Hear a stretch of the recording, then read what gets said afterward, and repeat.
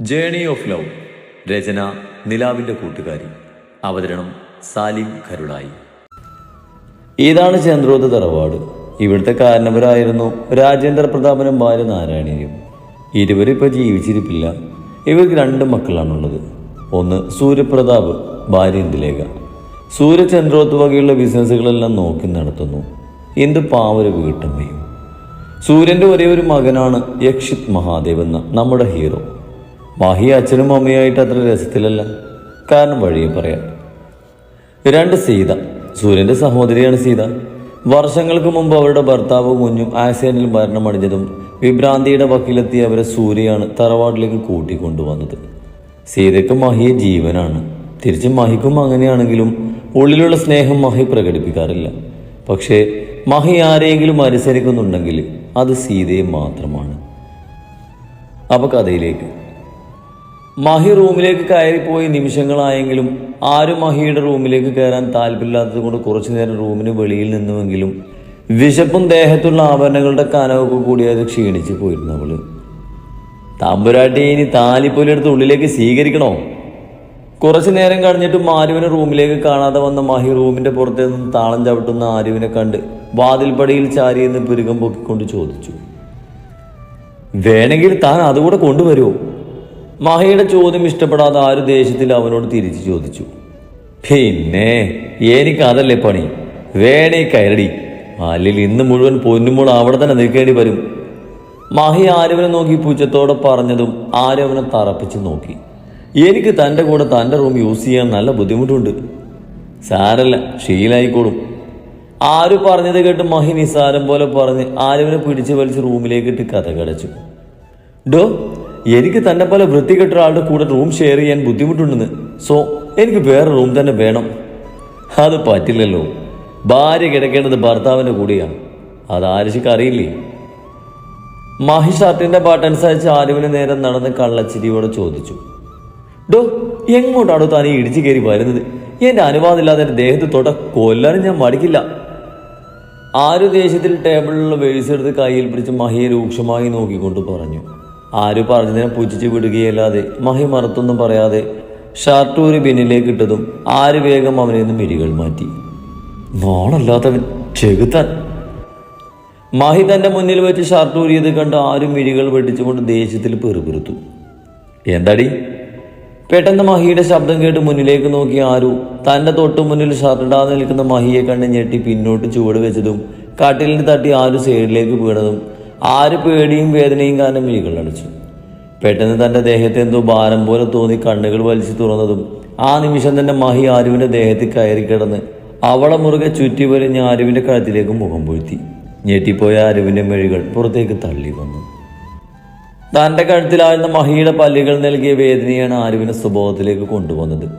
തന്നെ ചുറ്റിപ്പിടിച്ച് കഴുത്തിൽ മുഖം പൊഴുത്തി കിടക്കുന്ന മഹിയെ കണ്ട് ആരുവിന് വല്ലാത്ത അസ്വസ്ഥത തോന്നി.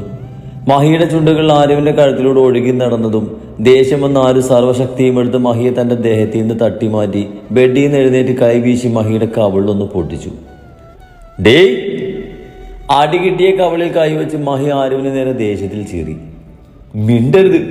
താൻ കെട്ടിയ താലി എന്റെ കഴുത്തിൽ കിടക്കുന്നുണ്ടെന്ന് കരുതി അനുവാദമല്ലാതെ എന്റെ ദേഹത്ത് തൊട്ടാ കൊല്ലാനും ആരും മടിക്കില്ല. ആരുവും ദേഷ്യത്തിൽ മഹിക്ക് നേരെ ചീറിക്കൊണ്ട് പറഞ്ഞതും മഹിയൊന്ന് അടങ്ങി.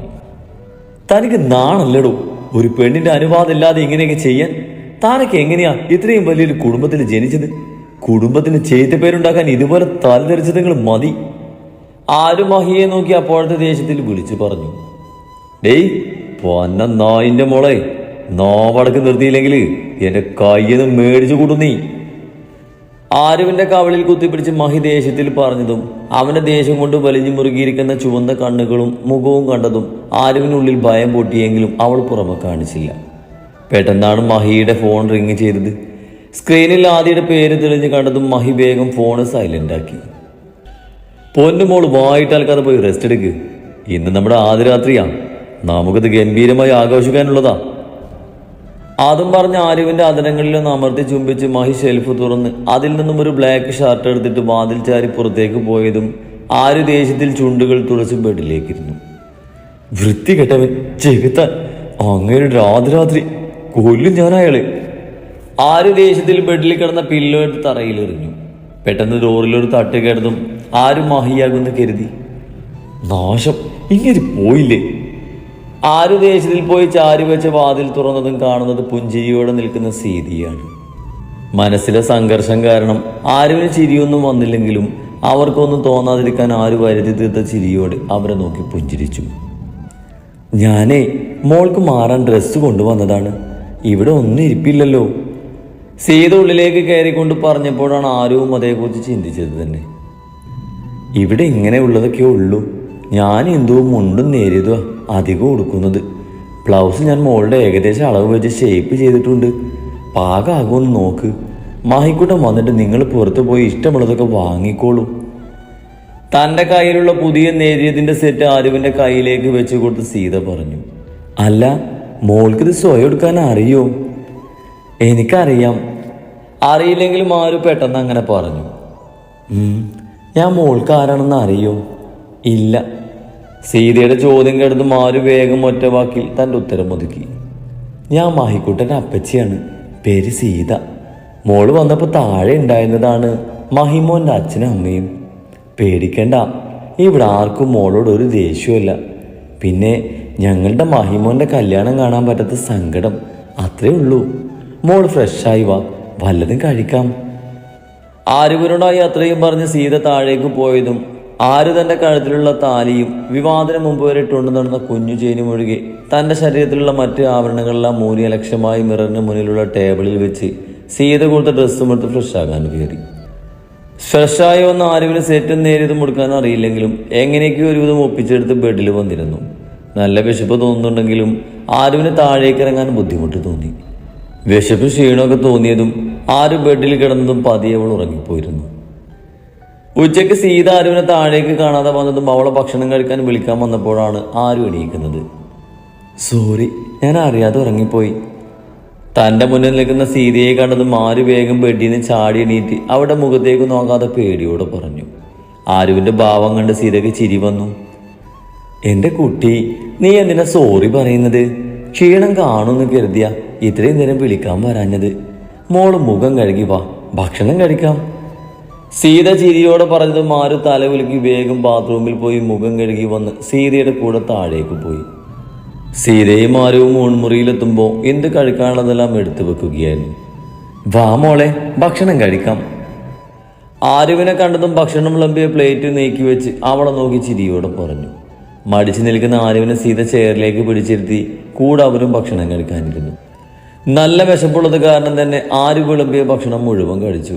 സീതയുടെയും ഇന്ദുവിൻ്റെയും സൗമ്യമായ ഇടപെടൽ ആരുവിൽ അവരോടുള്ള കുഞ്ഞടുപ്പം തോന്നിപ്പിച്ചിരുന്നു. മോളുടെ വീട്ടിൽ ആരൊക്കെയുണ്ട്? ഭക്ഷണം കഴിച്ചു കഴിഞ്ഞ് സീതയോടും ഇന്ദുവിനോടൊപ്പം ആര് കിച്ചണിൽ നിൽക്കുമ്പോഴാണ് സീത അവളോട് ചോദിച്ചത്. ആരുമില്ല, അമ്മയച്ഛനും മരിച്ചുപോയി. സീതയുടെ ചോദ്യം കേട്ട് നിറഞ്ഞ കണ്ണുകൾ അവരിൽ നിന്നും മറച്ചു പിടിച്ച് ശബ്ദത്തിൽ ഇടർച്ച മറച്ചു വെച്ചുകൊണ്ട് പറഞ്ഞു. ആര് പറഞ്ഞത് കേട്ട് ഇന്ദുവിനും സീതക്കും അവളോട് സഹതാപം തോന്നിയെങ്കിലും അവരത് പുറത്ത് കാണിക്കാതെ പതിയെ വേറോരോ കാര്യങ്ങൾ പറഞ്ഞ് ആരുവിൻ്റെ ചിന്ത മാറ്റി. ഇടയ്ക്ക് ഇവരും ആരുവിൻ്റെയും മഹിയുടെയും കല്യാണം അതിനെക്കുറിച്ച് ചോദിച്ചുവെങ്കിലും എന്തോ ആരുവിനെല്ലാം അവരോട് പറയാൻ ബുദ്ധിമുട്ട് തോന്നി. അതുകൊണ്ട് തന്നെ സംഭവിച്ചത് മുഴുവനായി അവൾ അവരോട് പറഞ്ഞില്ല. അതുകൊണ്ട് തന്നെ അവരുടെ ചോദ്യത്തിന് മഹി ഇഷ്ടപ്പെട്ട് കെട്ടിയതാണെന്ന് മാത്രം പറഞ്ഞു. ആരുവിൻ്റെ ബുദ്ധിമുട്ട് കണ്ടിട്ടാകും അവർ കൂടുതലൊന്നും ചോദിക്കുകയും ചെയ്തില്ല. അവിടെ പുറം പണിക്കും മറ്റും ജോലിക്കാരുള്ളത് കൊണ്ട് സീതയ്ക്കും ഇന്ദുവിനും ഭക്ഷണം ഉണ്ടാക്കുകയില്ലാതെ മറ്റൊരു ജോലിയില്ലായിരുന്നു. ഇപ്പോഴും വിഭ്രാന്തിക്കുള്ള മരുന്ന് കുടിക്കുന്നത് കൊണ്ട് സീത ക്ഷീണം കാരണം കിടക്കാൻ പോയതും ആരുവിന് കൂട്ടായി ഇന്ദു ഉണ്ടായിരുന്നു. സീതേച്ചിക്ക് ഭർത്താവും കുഞ്ഞും മരിച്ച അന്ന് മനോനില തെറ്റിയതാ. എല്ലാം മാറി ചേച്ചി പഴയ പോലെ ആയെങ്കിലും ഇടയ്ക്ക് അവരുടെ ഓർമ്മകൾ വരുമ്പോൾ മനസ്സ് കൈവിട്ടു പോകും. അതുകൊണ്ട് ചേച്ചി ഇപ്പോഴും മെഡിസിൻ തുടരുന്നുണ്ട്. സീത പോയതും ഇന്ദു ആരുവിനോട് പറഞ്ഞു. മോള് വാ, വീടൊക്കെ കാണിച്ചു തരാം. ഇന്ദു ആരുവിനെയും കൊണ്ട് വീടൊക്കെ ചുറ്റിക്കാണിച്ചു കൊടുത്തു. പഴമയും പുതുമയും ചേർന്ന് നടുമുറ്റമൊക്കെ വരുന്ന ഒരു 4 കെട്ട് മോഡലുള്ള വലിയൊരു തറവാടായിരുന്നു അത്. ഇന്ദുവിൻ്റെ ഓരോ സാമീപ്യവും ആരുവിന് മീരയെ ഓർമ്മിപ്പിച്ചു. തൻ്റെ അമ്മയെക്കുറിച്ച് ഓർത്തതും ആരുവിൻ്റെ കണ്ണുകൾ നിറഞ്ഞു. മോളെന്തിനാ കരയുന്നത്? ആരുവിൻ്റെ നിറഞ്ഞ കണ്ണുകൾ കണ്ട് ഇന്ദു ആദിയോടെ ചോദിച്ചു. അത് ഞാൻ പെട്ടെന്ന് എൻ്റെ അമ്മയെ ഓർത്തുപോയി. ആര് നിറഞ്ഞ കണ്ണുകൾ ഒപ്പിക്കൊണ്ട് പറഞ്ഞു. മോളെന്തിനാ വിഷമിക്കുന്നത്? മോൾക്ക് ഞങ്ങളൊക്കെ ഇല്ലേ? ആരുവിൻ്റെ കവളിൽ തഴുകി ഇന്ദു ചിരിയോടെ പറഞ്ഞു, ഞാൻ ഞാൻ അമ്മയെന്ന് വിളിച്ചോട്ടെ, എൻ്റെ അമ്മയെപ്പോലെ തോന്നി, അതാണ്. ആര് പെട്ടെന്ന് അറിയാതെ ചോദിച്ചു പോയതും പിന്നെ അവർക്ക് ഇഷ്ടപ്പെട്ടില്ലെങ്കിലൊന്ന് കരുതി പറഞ്ഞു, അതിനെന്താ മോളെ, അങ്ങനെ തന്നെ വിളിച്ചോ. ആരുവിനോട് അത് പറയുമ്പോൾ എന്തുകൊണ്ടോ ഇന്ദുവിൻ്റെ കണ്ണിൽ നനവ് പടർന്നിരുന്നു. സമയം കടന്നു പോകുന്നതിനനുസരിച്ച് ഇന്ദുവും ആരുവും നന്നായി കൂട്ടായിരുന്നു. വൈകിട്ടായപ്പോൾ മഹിയുടെ അച്ഛൻ സൂര്യ വന്നതും ആരുവിന് അയാളെ കണ്ടുള്ളിൽ ചെറുതായി ഭയം തോന്നി. ആരുവിനെ നോക്കി ചിരിക്കുകയല്ലാതെ മറുത്തൊന്നും ആരുവിനോട് ചോദിക്കാൻ നിൽക്കാതെ റൂമിലേക്ക് പോയതും ആരുവിന് ആശ്വാസം തോന്നി. രാത്രി ഭക്ഷണം കഴിക്കുമ്പോഴും മഹി വന്നില്ലായിരുന്നു. ആരുവിന് പിന്നെ അവനില്ലാത്തത് നന്നായെന്ന ഭാവമായിരുന്നുവെങ്കിലും പോകാൻ നേരം അവൻ പറഞ്ഞു തോർത്തതും അവൾക്ക് ചങ്കടിപ്പ് കൂടി. മഹി വന്നില്ലെങ്കിലും ഇന്ദു ചടങ്ങൊന്നും മാറ്റണമെന്ന് പറഞ്ഞ് ആരുവിന് നല്ലൊരു മുണ്ടും നേരിയതും ഉടുപ്പിച്ച് കയ്യിലൊരു പാല് ഗ്ലാസും കൊടുത്തു വിട്ടു. ആരിതൊന്നും പലതവണ വേണ്ടെന്ന് പറഞ്ഞെങ്കിലും ഇന്ദതൊന്നും ചെവിക്കൊണ്ടില്ല. വിളക്ക് കൊടുത്ത് കയറ്റാൻ ഏതായാലും എനിക്ക് പറ്റിയില്ല, ഈ ആഗ്രഹമെങ്കിലും നടക്കട്ടെ, മോള് തടയരുത് എന്ത് വിഷമത്തോടെ പറഞ്ഞതും ആരുവിന് അവരെ എതിർത്തില്ല. ആരുവിനെ റൂമിന് മുമ്പിൽ കൊണ്ടാക്കി ഇന്ദു പോയതും ആര് റൂമിലേക്ക് കയറി. അത്യാവശ്യം വലിയൊരു റൂം തന്നെയായിരുന്നത്. റൂമിൽ ഭിത്തിയോട് ചേർന്ന് വലിയൊരു ബെഡ് ഇട്ടിട്ടുണ്ട്. റൂമിൽ തന്നെ അറ്റാച്ചൊരു ബാത്റൂമും ബാൽക്കണിയും ഉണ്ട്. കയ്യിലുള്ള പാൽ ഗ്ലാസ് ആരും മിററിന് മുന്നിൽ വെച്ചു. റൂമിൻ്റെ ഒരു ഭാഗത്ത് സെറ്റി കണ്ടതും ആരും മറുത്തൊന്നും ചിന്തിക്കാതെ ബെഡിലുള്ള പുതപ്പും ഒരു തലയിനെടുത്ത് സെറ്റിയിൽ പോയി കിടന്നു. സമയം വൈകുന്തോറും ആരുവിന് നെഞ്ചിരിപ്പ് കൂടി. ഒപ്പം മഹി എന്ന് വരരുതെന്ന് അവൾ ആത്മാർത്ഥമായി മനസ്സിൽ പ്രാർത്ഥിച്ചു. കുറേ നേരം ഉറങ്ങാതെ കിടന്നുവെങ്കിലും ആര് പതിയെ ഉറക്കത്തിലേക്ക് വീണു പോയിരുന്നു.